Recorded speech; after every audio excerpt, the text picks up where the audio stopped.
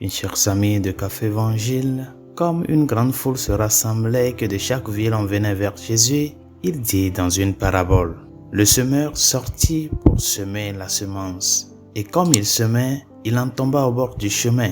Les passants la piétinèrent et les oiseaux du ciel mangèrent tout.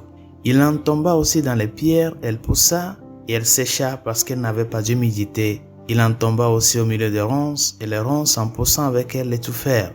Il en tomba enfin dans la bonne terre, elle poussa et elle donna du fruit au centuple. » Disant cela, il éleva la voix. Celui qui a des oreilles pour entendre, qu'il entende. Cette courte phrase est en quelque sorte un résumé de la parabole du semeur. Celui qui a des oreilles pour entendre, qu'il entende. Et cette parabole nous présente 4 manières différentes de recevoir la parole de Dieu. La graine qui est semée est la parole de Dieu.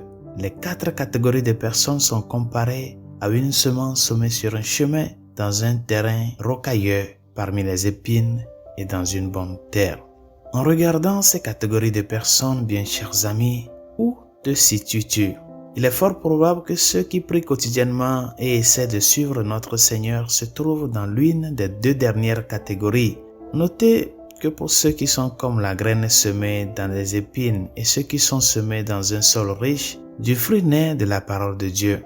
En d'autres termes, leur vie change et ils font une différence dans le monde grâce à la sainte parole du Seigneur et à sa présence dans leur vie. La différence cependant est que ceux qui luttent avec les angoisses, les richesses et les plaisirs de la vie ne parviendront pas à produire un fruit mûr. C'est un bon enseignement à méditer pour les chrétiens fidèles. Quand tu regardes ta propre vie, quel genre de fruit portes-tu? Quel genre de fruit vois-tu en toi? Le fruit dont parle notre Seigneur peut être identifié aux fruits de l'esprit, qui sont la charité, la joie, la paix, la patience, la bonté, la bienveillance, la douceur, la foi, la modestie, la maîtrise de soi, la chasteté. Ainsi, si vous voulez discerner si vous êtes plutôt du genre à porter des fruits mûrs ou immatures, examinez attentivement ces saintes qualités-là, les fruits de l'Esprit Saint. Quel est le degré de maturité de chacun de ces fruits de l'Esprit dans votre vie? Il constitue un merveilleux examen de conscience pour ceux qui cherchent à aller plus loin que les 10 commandements ou les 7 péchés capitaux. Si ces bons fruits sont nés dans votre vie d'une manière vraiment mûre, vous devriez être en mesure de voir comment ils affectent les autres à travers vous.